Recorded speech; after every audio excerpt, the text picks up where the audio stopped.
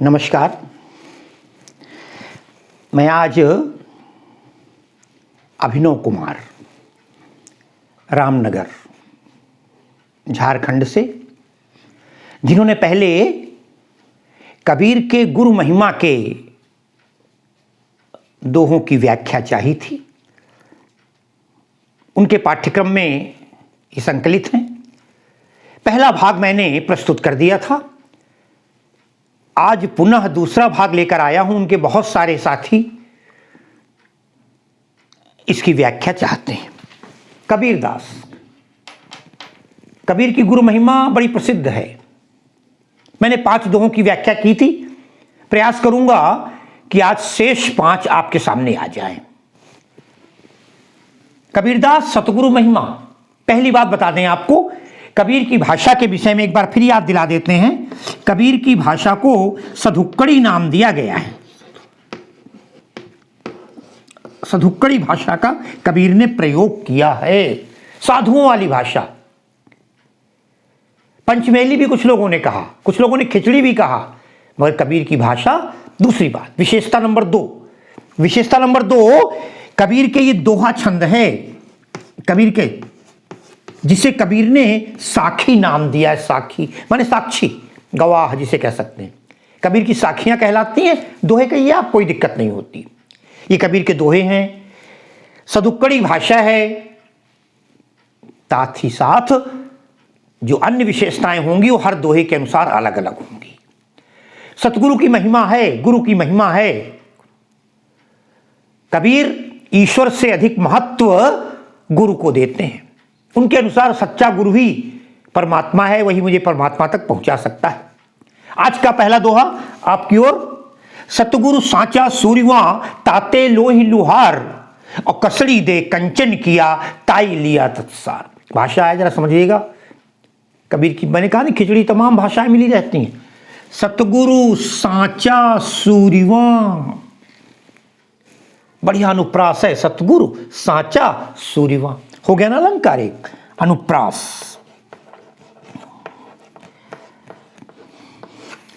सतगुरु जो है सच्चा सूरवीर है। सूरमा शब्द आता है हमारे यहां सूर से। सूरमा माने बहादुर वीर।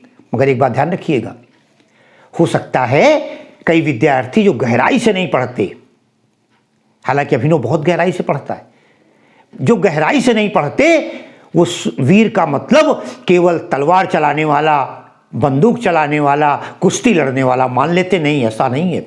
वीर अपने क्षेत्र में होता है, सूरमा अपने क्षेत्र में होता है। अगर एक डॉक्टर सफल है, सफल चिकित्सा करता है, मरीजों को ठीक करता है, उसे डॉक्टरी का ज्ञान है, सूरमा है अपने क्षेत्र का। एक अच्छा शिक्षक सूरमा है अपने क्षेत्र का। एक अच्छा गायक सूरमा है अपने क्षेत्र का। एक अच्छा वकील अपने क्षेत्र में सूरमा है। तो संसार सागर को पार कराने वाला, हमें माया से दूर रखने वाला, मोक्ष की रास्ता दिलाने वाला जो गुरु है, जिसे कबीर सच्चा गुरु मानते हैं, सच्चा सतगुरु सांचा सूरमा। अरे साचा सच्चा सूरवीर सूरमा गुरु है, क्योंकि ताते लोही लुहार।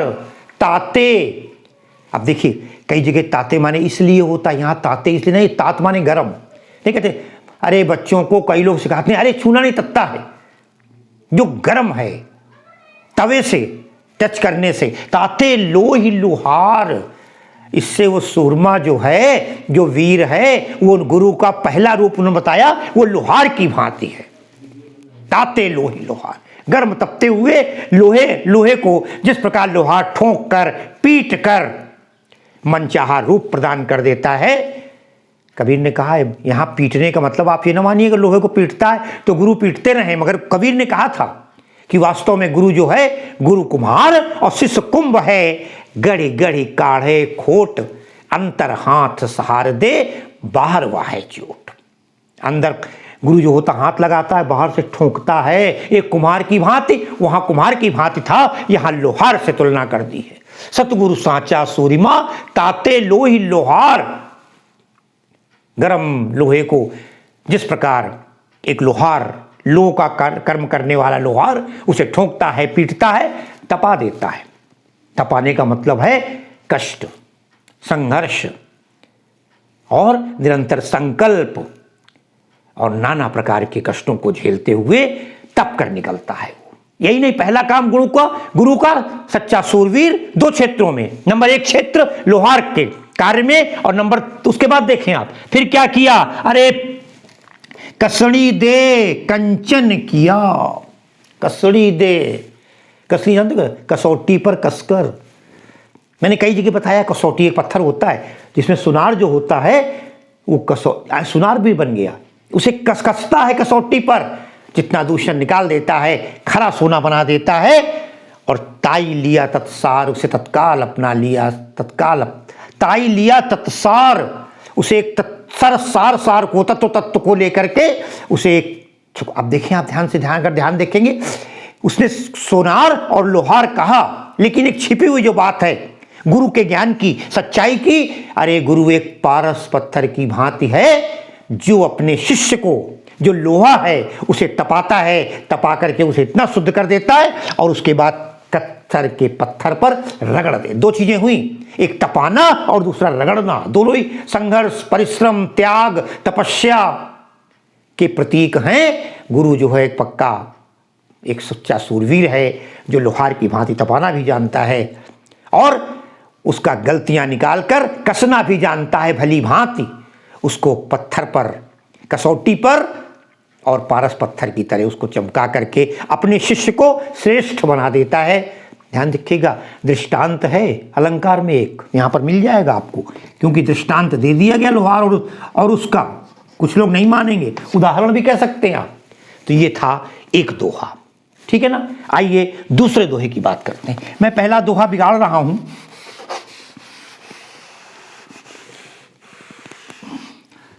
दोहा नंबर 2, पासा पकड़या प्रेम का, दोहा, पासा पकड़या प्रेम का, सारी किया शरीर, और सतगुरु दांव बताइया खेले दास कबीर। क्या कबीर की क्या रूपक है, क्या बांधते हैं, बोले पासा पकड़या प्रेम का। शतरंज का खेल देखा होगा, पासे फेंके जाते हैं, अरे तमाम बार ये जुए का खेल देखा होगा महाभारत में, कहते पासा पकड़ा, पासा होता है ना, पासा पकड़ा प्रेम का, मैंने प्रेम का पासा पकड़ लिया है। कबीर के अनुसार प्रेम क्या है पता है आपको, 2.5 आखर प्रेम का पढ़े सो पंडित हुए। कबीर के अनुसार प्रेम का मुख्यता है कबीर के भाव में, और कबीर कहते हैं कई जगह, प्रेम न बाड़ी उपजे, प्रेम न हाट बिकाए, राजा परजा जेहि रुचय, शीश दे ले जाए। अगर सर कटाने की हिम्मत है तब प्रेम के मार्ग में आगे बढ़िए, कबीर के अनुसार। मैं अधिक व्याख्या नहीं करूंगा, अन्यथा मैं प्रेम पर बहुत बोल सकता हूं। पासा पकड़या प्रेम का, मैंने प्रेम के पासे को पकड़ लिया है। पासा ही किसी को विजय दिलाता है और पासा ही किसी को पराजित कर देता है। जब शकुनी ने जब पासे फेंके थे तो पांडवों की क्या हालत करती थी। पासा पकड़ा प्रेम का। अब उसमें गोटियां होती हैं, गोटी किया सारी किया शरीर, अरे सारी माने गोटियां, और शरीर को गोटी बना ली। पासा पकड़ा प्रेम क्या, सारी किया शरीर, गोटियां भी हैं, पासा भी है, बस फिर क्या है। अब खेलने वाला चाहिए, कितना होशियार है, कितना दिमागदार है, कितना चला सकता है। कबीर कहते हैं सतगुरु दांव बताइए। दांव बताने वाला भी तो कोई चाहिए। सतगुरु ने हमें दांव बता दिया, दांव पता लग गया कैसे चलना चाहिए। खेलें दास कबीर, अब कबीर दास खेल रहे हैं, अर्थात सफल। कहना क्या चाहते, अरे भैया इस शरीर में प्रेम का पासा है, प्रेम ले लो। और फिर प्रेम कैसे करना चाहिए, किससे करना चाहिए, पैसे से करना चाहिए, रुपए से करना चाहिए, मकान से करना चाहिए, बच्चों से करना चाहिए, पत्नी से करना चाहिए, प्रेमिका से करना चाहिए, भगवान से करना चाहिए, यही तो विशेषता है। पासा पकड़ा प्रेम। कबीर कहते हैं सतगुरु ने दांव बताया, अरे ये प्रेम इधर मोड़ दो, इस दिशा में मोड़ दो, इससे प्रेम कर लो, सब सफल हो जाओगे, जीवन कल्याणमय हो जाएगा। पासा पकड़ा प्रेम का, सारी किया शरीर, और सतगुरु दांव बताइया खेलें दास कबीर। ठीक है ना। यहाँ भी उदाहरण और दृष्टांत की झलक मिलती है। पासा पकड़िया में पासा पकड़िया प्रेम में अनुप्रास की छटा विद्यमान है। आगे बढ़ते हैं, तीसरा दोहा।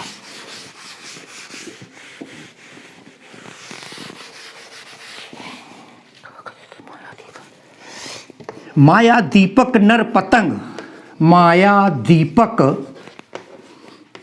नर पतंग, और भ्रमि भ्रमि युवय पड़ंत, भ्रमि भ्रमि युवय पड़ंत। कहें कबीर गुरु ज्ञान थे, गुरु ज्ञान ते एक आध उबरंत, एक आध उबरंत।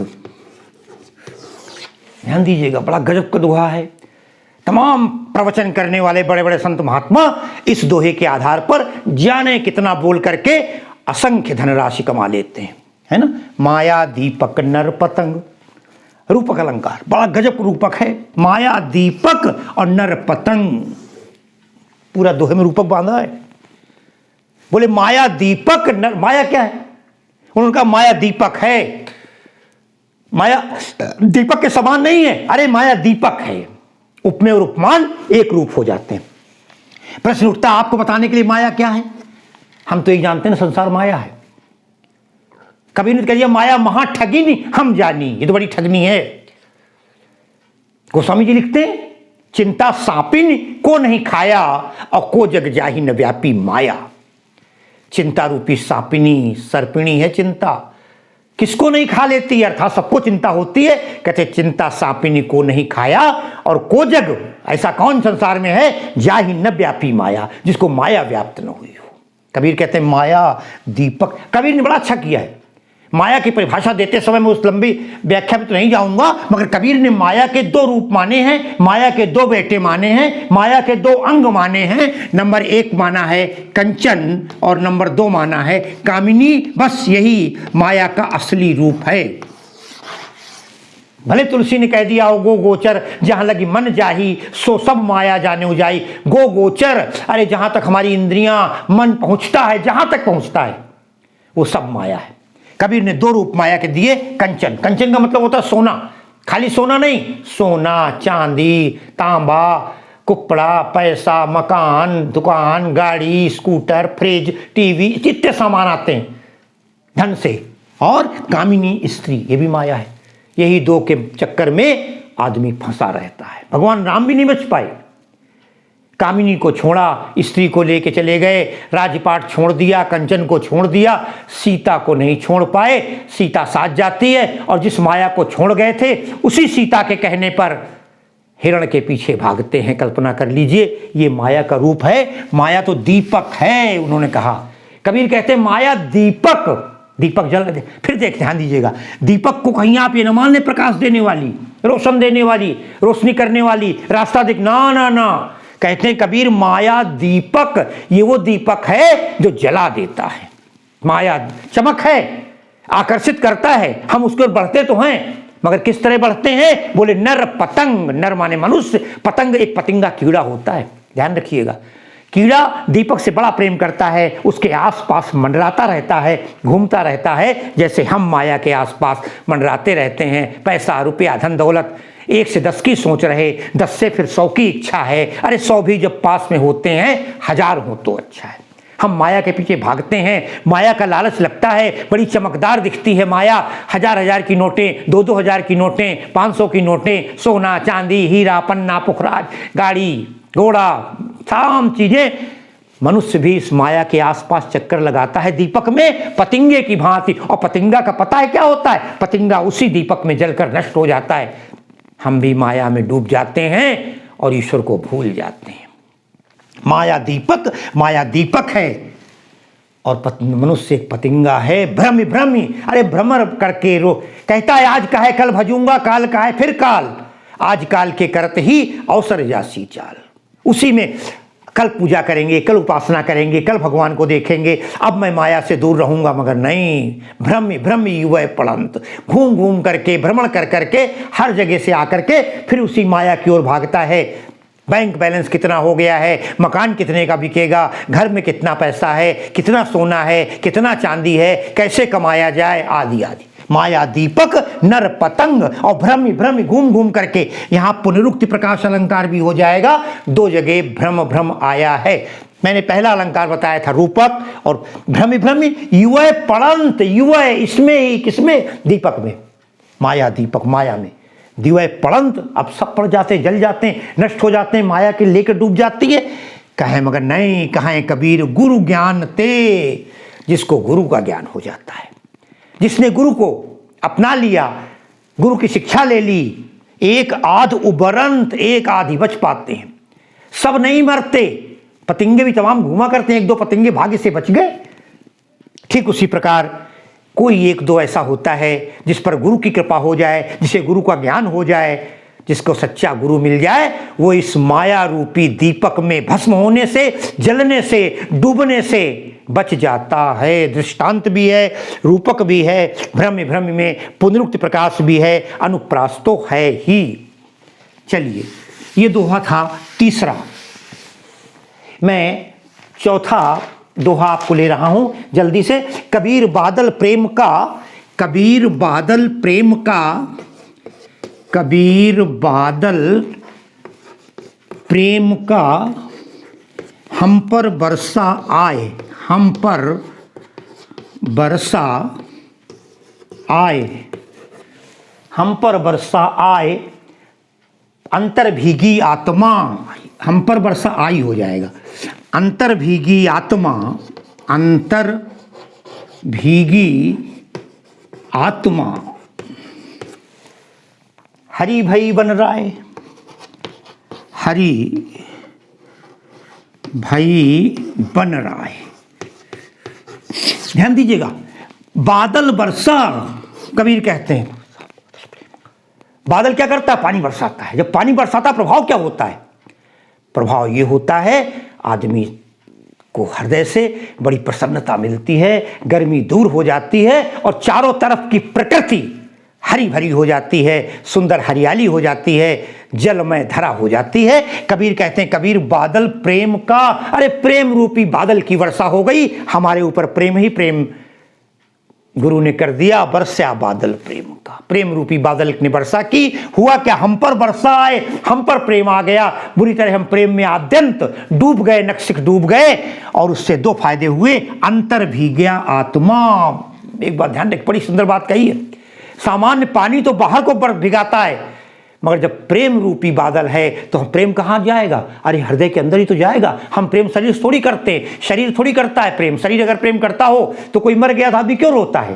प्रेम शरीर से नहीं, उसके अंदर विद्यमान आत्मा से है। अंतर भीगी आत्मा, हमारा पूरा अंतरमय मन बड़ा जो कालुष्यता से परिपूर्ण था, जो नीरस मन था, जब उसमें प्रेम का संचार होता है तो फिर हम दिन रात प्रेमी को पुकार किया करते हैं। वो प्रेमी सांसारिक मनुष्य हो सकता है, वो प्रेमी धन हो सकता है, वो प्रेमी परमात्मा हो सकता है, ईश्वर हो सकता है। अंतर भीगी आत्मा, हमारी आत्मा अंदर तक तृप्त हो जाती है, उस प्रेम में डूब जाती है, प्रेममय हो जाती है। और हरि भई बन रहा है, जब हमारे हृदय में प्रेम है किसी के लिए तो हमको चारों तरफ हरियाली प्रसन्नता ही दिखाई देती है। जिस प्रकार हरि भई बन रहा है, पूरी जंगल की संपत्ति, लकड़ियां, घास, पौधे, पेड़ हरे भरे हो जाते हैं। हमारे लिए सारा संसार, सारी सृष्टि हमें सुखमय दिखाई देती है, क्योंकि अपन मन चंगा तो कठौती में गंगा, हम भले तो जग भला। जब हमारे मन में प्रेम है तो हमको सब चोरों को सारे नजर आते हैं चोर,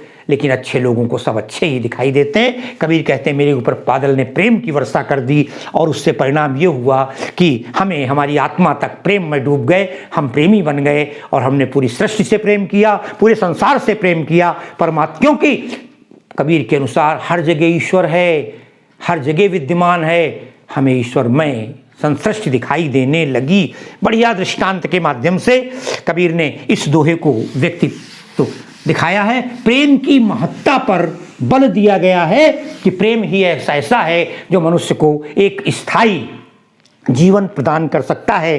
अंतिम दोहा, सतगुरु हमसो रीझ के, सतगुरु सीधा बता रहे, सतगुरु हमसो, हमसे, सतगुरु हमसे रीझ के, रीझ माने प्रसन्न होकर, बोले सतगुरु हम पर प्रसन्न हो गया। अरे भाई, जब टीचर प्रसन्न हो जाता है, बच्चा बड़ा खुश होता है, हमें सर नंबर अच्छे दे देंगे, या जब मैं पूछने जाऊंगा मना नहीं करेंगे। और अगर सतगुरु अपने शिष्य से प्रसन्न हो जाए तो फिर क्या कहना है। सतगुरु हमसे रीझ के, सतगुरु जो है हमसे रीझ करके, प्रसन्न करके, एक कहा प्रसंग, हमसे एक कहानी सुनाई, एक बात कही, एक कहा प्रसंग कि तुमको एक ज्ञान दे रहे हैं। अरे भाई, विश्वामित्र जी राम से प्रसन्न थे, एक ऐसा मंत्र दे दिया। गोस्वामी जी लिखते हैं, जाते लागन क्षुधा पिपाशा, जिससे भूख और प्यास मर गई। वो क्या था? जितेंद्रिय होना सिखा दिया। अरे जो गुरु चाहे तो क्या नहीं कर सकता है, गुरु अपने शिष्य को सब कुछ बना देता है। अरे क्या अर्जुन बहुत बड़े ज्ञाता थोड़ी थे, अर्जुन इतने बड़े कैसे बन गए, है ना?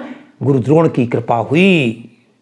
पार्थ क्या होते धनुर्धर, अरे चाप भी उठता नहीं। गुरु द्रोण यदि शिक्षा न देते, नाम कुछ होता नहीं।